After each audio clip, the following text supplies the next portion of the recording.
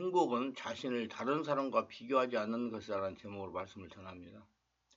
하나님은 누구나 세상을 살아가면서 행복을 추구하며 행복을 누리기를 원하고 살아갑니다.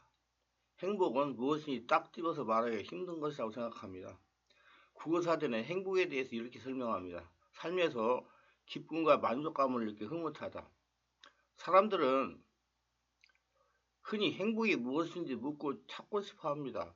그것은 마치 공기처럼 보이지도 않고 잡히지도 않기 때문입니다. 행복은 시간의 흐름에 전혀 의식하지 못하고 표현하기 힘들기 때문입니다.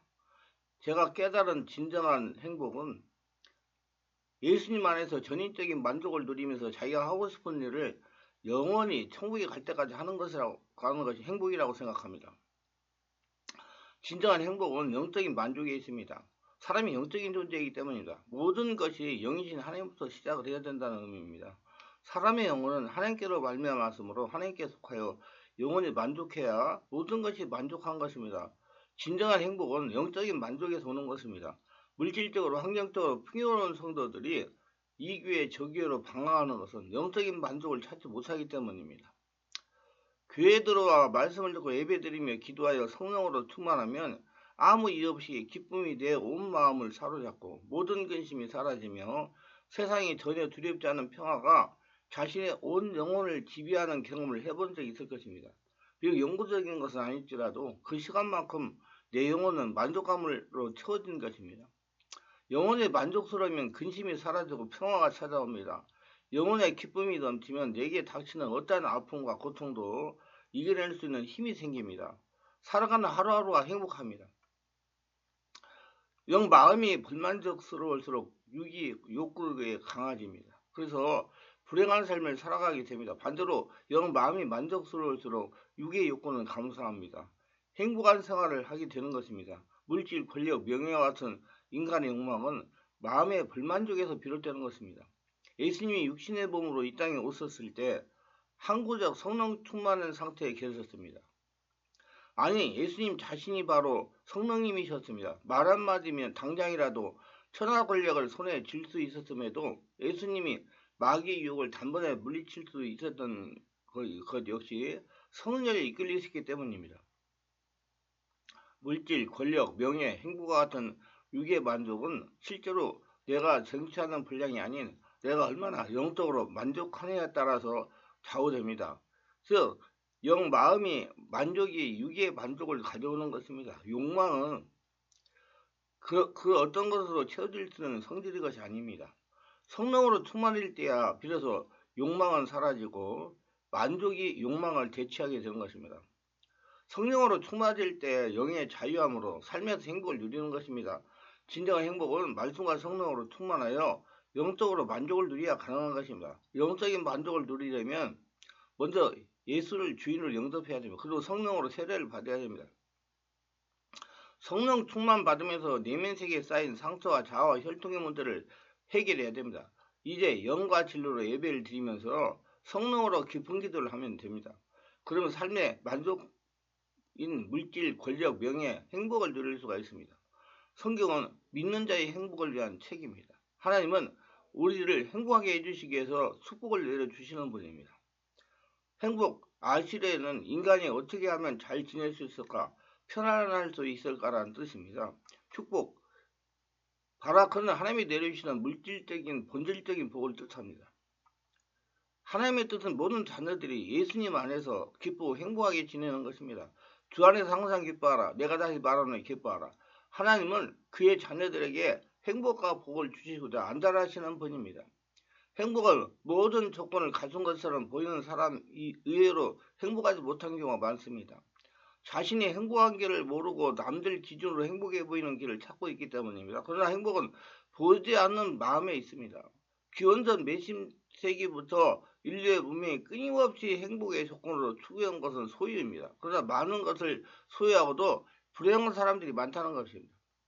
절대로 이상한 것은 아닙니다. 인간은 원래 그런 것이기 때문입니다. 자기가 소유한 것에 대해서는 더 이상 그리워하지 않는 본성이 인간에게 있습니다. 예를 들면 돈이나 집, 사랑, 명예, 어떤 목표든 달성하고 나면 그 행복감은 일시적이고 금세 또 다른 그리움이 대상이 생깁니다. 인간의 본성이 만족하지 못하면 행복하지 않습니다. 중국의 신치 황제는 천하를 제패하고 모든 것을 소유했습니다. 그 이유는 불안 때문이었다고 합니다. 누군가 적이나 대상이 있으면 제거하고 그 불안을 완전히 없앨 수는 있었을까요? 최종적인 불안은 죽음이었습니다. 죽음의 최종성 앞에서는 모두가 공평한 것입니다. 나중엔 불사의 광기를 부리면서 불로토를 구해오라고 합니다. 그러나 그도 죽었습니다. 그럼 우리는 어떻게 해야 행복할 수가 있을까요? 예수 그리스도를 따름으로서만 우리는 본질적인 행복에 들어갈 수 있습니다.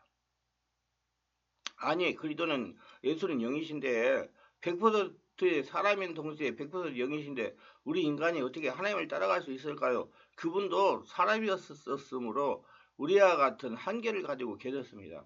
예수님이 사형 선고를 받을 재판도 결과가 확실한 억울한 재판이었지만 결국은 수용하셨습니다. 십자가 형벌을 거둬달라고 기도하셨지만 하나님은 거둬들이지 않으셨습니다. 예수님은 결국 하나님의 뜻대로 순종하셨습니다. 행복은 하나님의 뜻대로 순종하여 영적인 만족을 누릴 때 가능한 것입니다. 행복에 마음이 있기 때문입니다.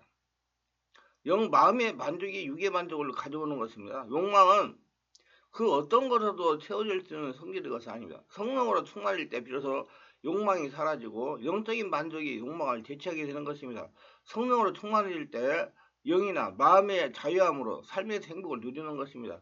진정한 행복은 말씀과 성령으로 충만하여 영적으로 만족을 누려야 가능한 것입니다. 행복에 오시려면 이렇게 해보시기를 바랍니다. 첫째, 다른 사람과 비교하지 않는 것입니다. 하나님은 자신을 독특한 존재로 창조했습니다. 자기 자신을 독특한 존재로 자기 나름대로의 존재로 창조하셨다는 것입니다. 세상에 자신과 닮은 사람은 아무도 없습니다. 하나님 앞에 자신은 자신만의 특별한 존재입니다. 자신은 자신 하나입니다. 다른 이와 비교하지 말라는 것입니다. 다른 이와 비교는 행복한 삶을 영위하는데 독이 될 수가 있습니다. 우월감이나 열등감이 생길 수가 있기 때문입니다. 자신은 자신입니다. 지금 자신의 존재는 오직 하나라는 것을 믿으시기를 바랍니다. 자신이 자신에게 만족하면 된다는 말입니다. 얼마나 즐거운 일입니까? 그 누구와도 같지 않은 오직 하나뿐인 자신을 사랑하고 사랑하시기를 바랍니다. 우리가 남들을 보면 다 행복해 보이고 만족하는 것 같지만 반드시 그렇지만 않습니다. 그러기에 자신을 이웃과 비교하는 것은 심히 어리석은 일입니다. 어느 부부가 오랜만에 데이트를 했습니다. 저녁도 같이 먹고 영화도 보고 즐거운 데이트를 마치고 돌아오는 길에 우연히 부인 친구 얘기가 나왔습니다. 내 친구는 복도 많아 지난번 아파트를 사더니 또 60평짜리를 샀다니. 그리고 신랑이 얼마나 잘해주는지 당신은 그 신랑이 비하면 아무것도 아니야. 그 신랑은 말이 없었습니다. 그리고 설날에 처갓댁에 인사를 갔습니다. 식사를 하고 덕담을 나누며 돌아오는 길에 우연히 집안 얘기를 하다가 내 집안 비교하며 깎아내리기 시작했습니다. 이런 것들이 빌미가 되어 결국은 이혼까지 이루고 말았습니다. 다른 사람과 절대로 비교하지 마세요. 내 자식과 남의 자식을 비교하지 마세요. 내 부모와 남의 부모를 비교하지 마세요. 내 아내와 남의 아내를 비교하지 마세요. 내 아내와 남의 남편, 내 부인과 비교하지 마십시오. 내 집안과 남의 집안을 비교하지 마십시오. 내 직업과 남의 직업을 비교하지 마세요. 페르시아의 시니어라는 시인의 얘기입니다. 그는 늘 하나님께 감사드리며 시인으로 유명했습니다. 그러나 오늘날 그가 돈이 없어서 신발을 사지 못하고 맨발로 걸어 다니게 되자 그만 처음으로 불평했습니다. 나는 왜 가난한 부모에서 자라 신발도 못 신고 다닐까? 그런데 그가 불평하며 걷는 그때 마침 다리가 없는 장애인을 만났습니다. 순간 그는 이렇게 감사를 드리게 되었습니다. 하나님 감사합니다. 다리가 없는 사람에 비하면 신발이 없지만 두 발로 걸어 다닐 수 있으니 참으로 행복합니다.